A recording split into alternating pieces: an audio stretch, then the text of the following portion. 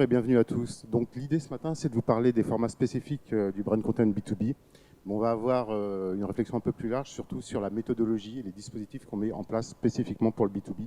Alors j'ai mis format parce que c'était plus attirant. On va parler de format, mais aussi surtout de méthodologie, puisque la cible B2B est une cible très particulière, très verticalisée, et je vais vous expliquer comment l'agence des éco-publishing met en place des dispositifs dédiés à ces cibles B2B.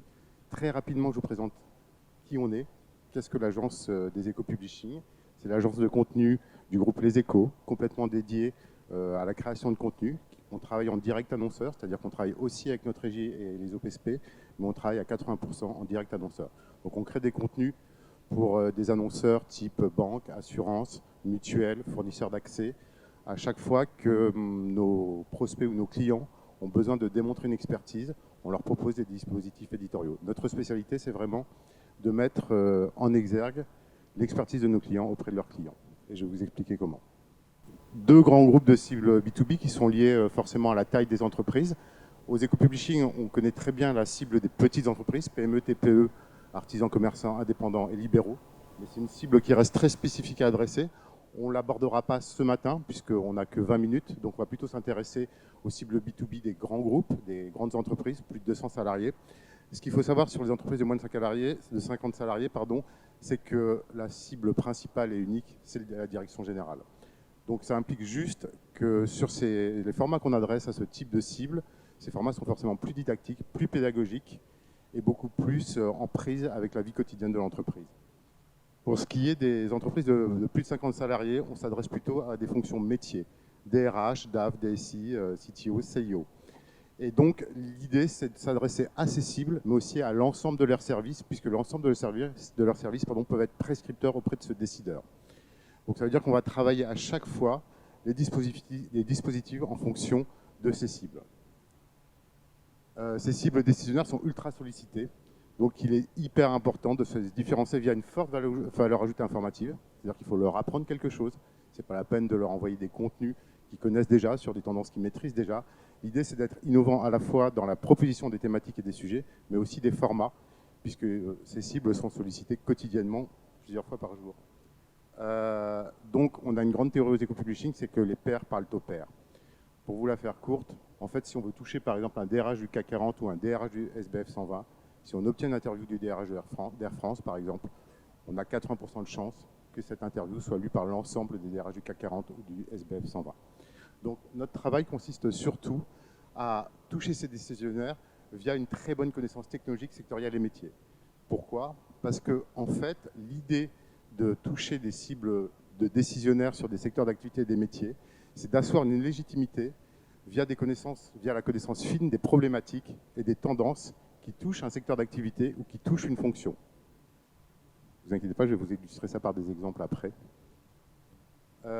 Donc on a toujours un délicat positionnement du curseur entre ce qu'on appelle la pédagogie et l'expertise.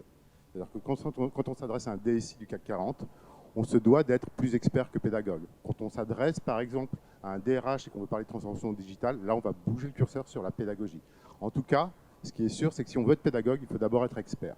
Donc ça nécessite aussi en interne d'avoir des ressources qui, sur pas mal de verticales métiers, de pas mal de problématiques actuelles comme la transformation digitale, on doit avoir des ressources aussi expertes qui sont capables d'engager des conversations avec ces interlocuteurs.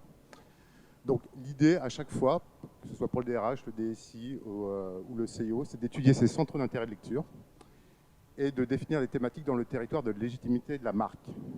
Donc ça veut dire que si on est une mutuelle, par exemple, et qu'on veut s'adresser à un DSI, on va lui parler de l'humain, on va lui parler de l'assurance santé, on va trouver des centres d'intérêt de lecture qui correspondent vraiment à cette légitimité sur laquelle la marque peut prendre la parole.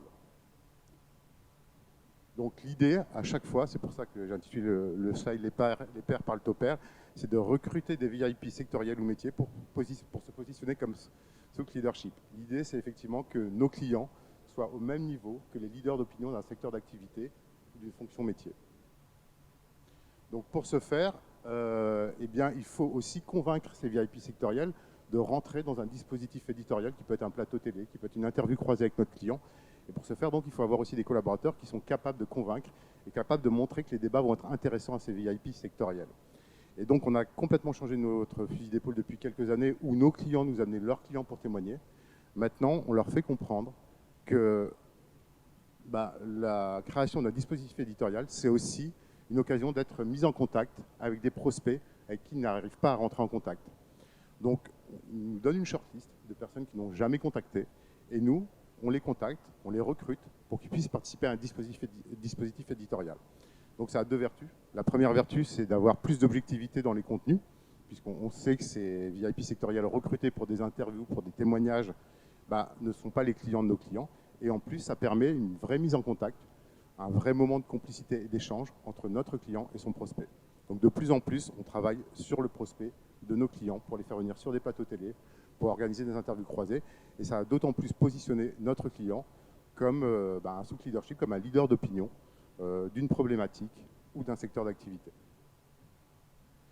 Donc l'idée, c'est vraiment de les intégrer dans un écosystème informatif et objectif pour démontrer une expertise et leur légitimité. Donc je vais vous donner un premier exemple, un plateau IA en entreprise qu'on a organisé pour Malakoff Médéric, au sein duquel on avait notre client Malakoff, un consultant de BCG, un professeur du CNAM, l'ex-secrétaire général de la CFDT et un journaliste spécialisé. Là, l'idée, c'est de mettre notre client en position d'être pertinent dans un débat au même niveau que le professeur du CNAM, que le consultant de Boston Consulting Group ou du secrétaire général de la CFDT. Donc là, c'est vraiment une démonstration de l'expertise, de la connaissance de notre client sur des problématiques qui touchent les entreprises. Donc, je vous l'ai dit, ce recrutement des témoins des VIP sectoriels est très important. Donc, pour chacun de nos formats, on a une grande phase de recrutement de ces témoins qu'on essaie de convaincre pour participer à nos opérations de brand content. Je vais vous montrer l'exemple de ce qu'on fait pour un institut de formation qui s'appelle Comundi, et pour qui on publie un magazine digital et print. Donc là, l'idée à chaque fois, sur chaque une de magazines, c'est un magazine qui s'adresse au DRH du SBF 120, c'est de trouver un DRH iconique, ou en tout cas un DRH d'une grande boîte qui, on sait, est leader d'opinion sur son métier. D'ailleurs, avant chaque recrutement, avant chaque constitution de shortlist de VIP sectoriel, on va aussi checker son activité, enfin son implication sur les réseaux sociaux. Puisque les premiers relais, en fait, de nos publications, de nos opérations, ce seront aussi ces témoins sectoriels. On parle beaucoup d'influenceurs dans le B2C, dans le B2B, les influenceurs, ce sont des leaders d'opinion d'un métier ou d'un secteur d'activité. On ne les rémunère pas, mais on participe à leur notoriété, à la constitution de leur notoriété, via l'invitation sur des plateaux, via le fait qu'ils soient diffusés sur nos canaux ou en push-mail sur les abonnés Les Échos, ou sur, en tout cas, leurs confrères et sur leur communauté. Donc, par exemple, sur le magazine des compétences qu'on édite pour Comundi, on avait recruté Claude Monnier, le DRH de Sony France, ensuite la DRH de Rakuten, la DRH d'Heineken, la DRH de Monoprix, et enfin la DRH de Fnac Darty. Et là, on sait, on a fait des études, que sur le SBF 120, on a plus de 70% de taux de lecture sur ce magazine. Parce qu'on sait que les DRH de la même communauté vont s'intéresser à cette interview qui présente un membre de leur communauté.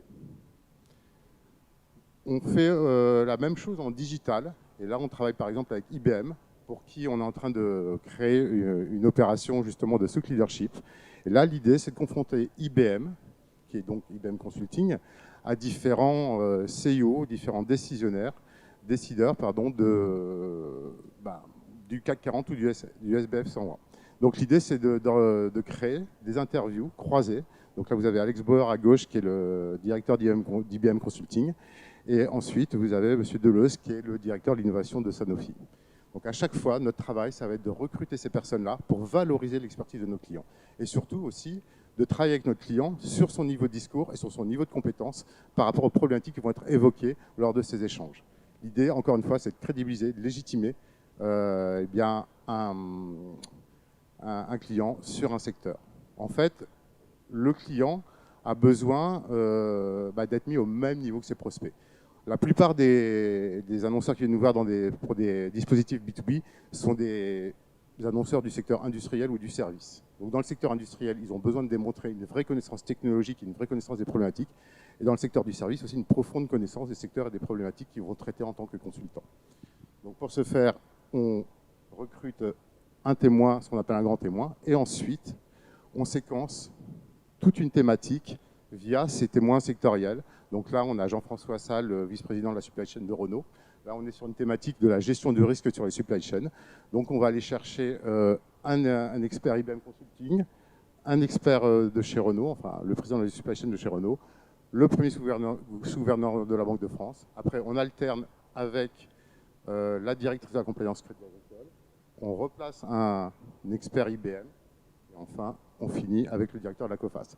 Donc à chaque fois, l'idée, c'est d'intégrer un maximum nos clients dans cet écosystème de sous-leadership, de réflexion sur les tendances ou sur des hypothèses de prospective sur leur secteur d'activité ou leur métier.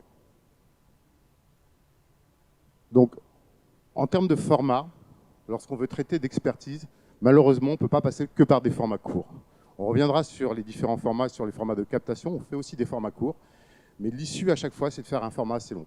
Pourquoi? Parce que quand on veut parler d'expertise, on ne peut pas le faire en 1 minute 30, on ne peut pas le faire en 2 minutes 30. Donc ça veut dire que l'idée, c'est de faire des formats longs, et c'est comme ça qu'on se différencie. Là, vous avez l'exemple d'une émission qui fait 45 minutes, avec 2 à 4 invités, 2 reportages à l'intérieur de l'émission. C'est une émission qu'on a produite pour Orange Business Service. On est un peu sur un C dans l'air, sans prétention, mais quand même sur une émission très construite. Et l'idée de faire un format long, c'est aussi de bien l'adresser. Et donc, toute la stratégie d'un dispositif B2B, ça va être à la fois cette étude des centres d'intérêt de lecture, le recrutement d'un VIP et surtout un très bon ciblage. Puisque là, vous voyez les résultats. On devait adresser ce format donc, au DSI du SBF 120. Donc, si j'élargis à leur service, ça fait 400-500 personnes.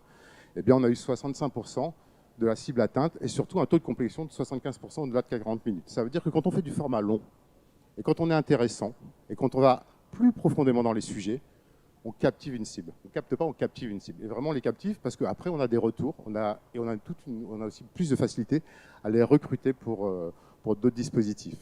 Donc, il faut oser le format long. Nous, ça fait 3-4 ans qu'on ose les formats longs et qu'on a des très bons résultats. À partir du moment où ils sont très bien adressés, alors ça veut dire quoi, très bien les adresser? Nous, on passe encore sur des newsletters, sur des push mails. On travaille avec des fichiers, on travaille beaucoup avec nomination. On travaille avec nos fichiers abonnés Les Échos, forcément, mais pas que.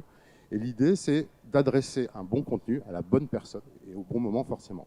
Donc, l'idée, c'est vraiment de miser sur notre tête de gondole qui va être notre VIP sectoriel, oser aller dans des débats profonds, et c'est très apprécié d'ailleurs des invités. On ne peut pas les inviter pour faire un format d'1 minute 30. Et puis, enrichir notre client au niveau commercial, puisqu'on lui fait rencontrer des personnes qu'il voulait rencontrer, et puis on l'alimente aussi sur sa culture du secteur, puisqu'on a des débats qui vont parfois très loin. En termes de format, ça passe très vite. En termes de format, il faut effectivement se différencier via un invité un peu rare, via des propos un petit peu pointus, mais aussi par des formats très innovants. Parce que une cible B2B qui est très sollicitée, elle va apprécier de découvrir de nouveaux formats. Et des nouveaux formats qui permettent aussi cette démonstration d'expertise. Donc je vais vous montrer, j'espère que ça va fonctionner. Je vais vous montrer 2 exemples de ce qu'on développe beaucoup en ce moment. On développe de plus en plus d'infographie dynamique et de storytelling. Alors qu'est-ce que l'infographie dynamique? On a fait beaucoup d'infographie, on travaille forcément dans le didactisme, dans la pédagogie, dans l'expertise, donc on montre des chiffres, on montre des datas. Et pour montrer les datas, on a fait beaucoup autrefois d'infographies en JPEG qui sont mal référencées, qui ne sont pas adaptées à différents devices. Maintenant, on travaille sur ce modèle d'infographie dynamique qui permet une vraie aventure narrative, puisque au fur et à mesure qu'on va scroller, on va découvrir des effets qui sont nouveaux. À chaque fois, il y a un petit effet waouh. Et surtout, on va permettre à l'internaute de pouvoir jouer avec les données ou jouer avec les témoignages. Donc voilà, là, l'idée, c'est vraiment de prendre la main de l'internaute et, via un fil narratif très bien construit en infographie dynamique, de l'amener sur une réflexion ou sur une étude, un baromètre. Je vais vous montrer un autre exemple. Donc là aussi, c'est une infographie, mais très simple, pas forcément dynamique, mais en HTML. Donc on ne fait plus d'infographie en JPEG, on a arrêté, on fait de l'infographie en HTML pour favoriser le référencement. Donc on est en train de transformer toutes nos anciennes infographies. Et là, l'idée, c'est aussi de prendre la main de l'internaute et de l'emmener dans un fil narratif complètement dirigé. Mais en scrollant, il va découvrir comme ça des focus sur l'infographie, des commentaires. Et on veut aller encore plus loin. Je vais vous montrer un dernier exemple de ce qu'on peut faire en infographie dynamique où on mélange plusieurs formats.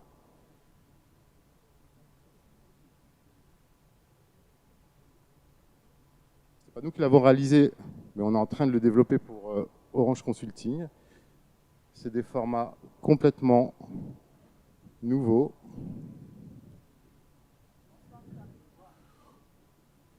Où on a l'intégration de vidéo ou d'audio, en même temps d'avoir des infographies dynamiques. Et l'idée, c'est que l'internaute puisse scroller, excusez-moi, et passer d'un visuel ou d'un commentaire à l'autre. Et là, on est vraiment justement dans des formats qui sont très pédagogiques et très experts aussi. Donc c'est assez simple à réaliser, ça a l'air comme ça assez nouveau, mais c'est une vidéo tournée sur fond vert ou sur fond blanc qu'on a intégrée à la page HTML et puis de l'infographie dynamique comme je vous ai montré tout à l'heure. Et là, on emmène vraiment, on tient aussi notre promesse en termes de niveau d'expertise et en termes d'aventure narrative avec effectivement des formats qui vont très loin en termes d'effets et en termes aussi de commentaires parce que là, on peut supporter une écoute beaucoup plus longue. On a des pages, on a des temps de lecture sur des pages avec les infographies dynamiques qui dépassent les 10 minutes. Donc c'est vraiment des supports qui peuvent être des supports de formation, des supports de présentation et qui sont plutôt assez faciles à développer. Je vais vous montrer d'autres exemples. Désolé.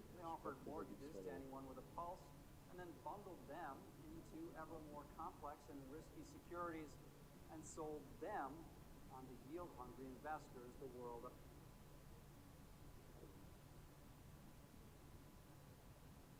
Ce qu'on fait aussi beaucoup pour les sites B2B, ce sont des études et des baromètres. Ça fonctionne très très bien. Mais les études et les baromètres, on n'en fait plus un événement annuel, on les séquence, on les morcelle, on les sublime via des infographies, on essaie de les faire vivre toute l'année. Et là aussi, on est dans une démonstration d'expertise.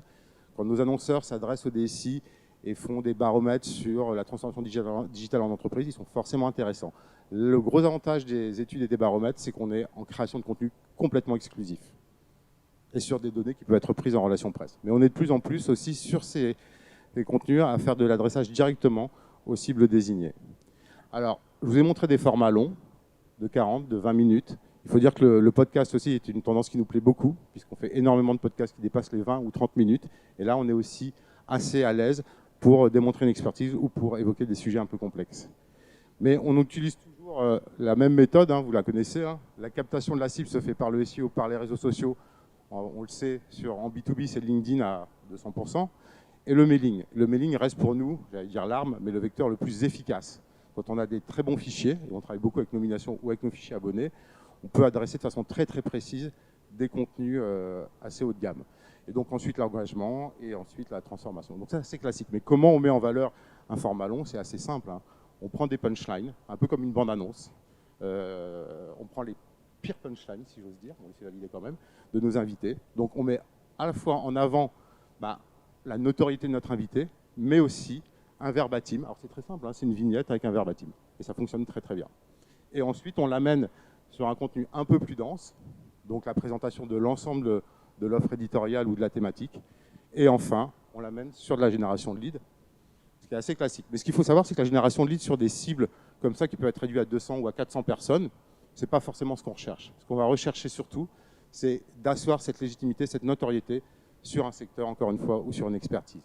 Donc là, pour IBM, par exemple, où on essaie de toucher DRH, DSI, CTO et CIO, eh bien, on va développer des thématiques toute l'année. Ça, c'est aussi très important. On est toujours dans des dispositifs de marketing relationnel où l'idée, c'est d'évoquer des thématiques et de les séquencer toute l'année pour avoir plus de chances de toucher les cibles ultra sollicitées. Donc, on travaille ces thématiques en séquence pour optimiser une présence, pour avoir un prétexte à adresser des contenus à forte valeur ajoutée le plus souvent possible.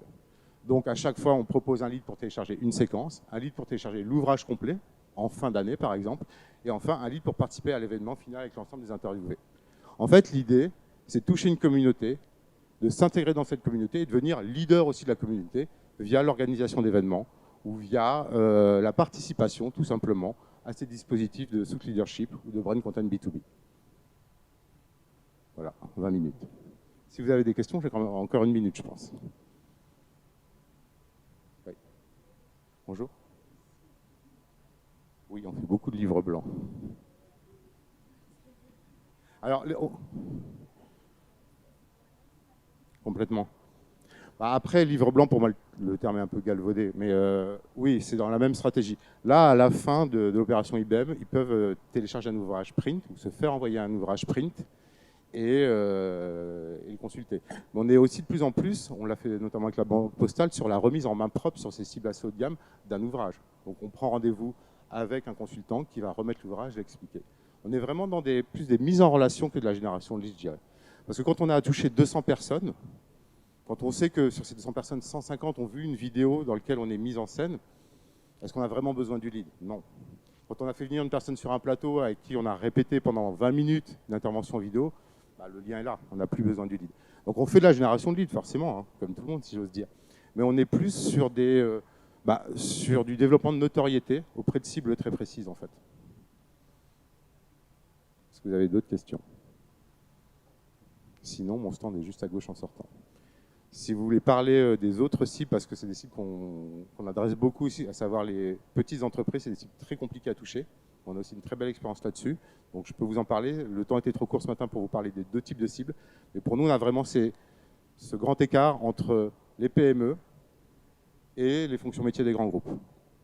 C'est deux stratégies différentes, mais je dirais que les deux cibles nécessitent, j'insiste là-dessus, encore une fois, une fine connaissance des problématiques et des centres d'intérêt de ces cibles. Donc ça veut dire qu'aux éco-publishing, comme dans d'autres agences je suppose, on externalise très peu la production de nos contenus parce qu'on a besoin d'avoir des collaborateurs qui sont update sur tous les sujets. Moi, j'ai par exemple un collaborateur qui travaille pour OBS et pour IBM depuis 3 ou 4 ans et qui est devenu presque un souk leadership du milieu puisqu'il a interviewé une quinzaine de personnes de haut niveau et donc il s'est fait une culture digitale qui est aujourd'hui très valorisante pour nous. Et donc, on essaie de spécialiser chacun de nos collaborateurs sur des thématiques, sur des secteurs d'activité. Et en même temps, ce n'est pas forcément des collaborateurs qui ont une formation en rapport à la base. Je travaille avec des philosophes, je travaille avec des juristes, je travaille avec des collaborateurs de plein de formations, issus de plein de formations différentes, mais ils ont tous un point commun, c'est la curiosité et la rigueur intellectuelle. À partir du moment où on a ça, on peut rentrer vraiment dans des notions d'expertise et on peut être crédible auprès d'interlocuteurs assez experts. Voilà. Merci en tout cas pour votre attention.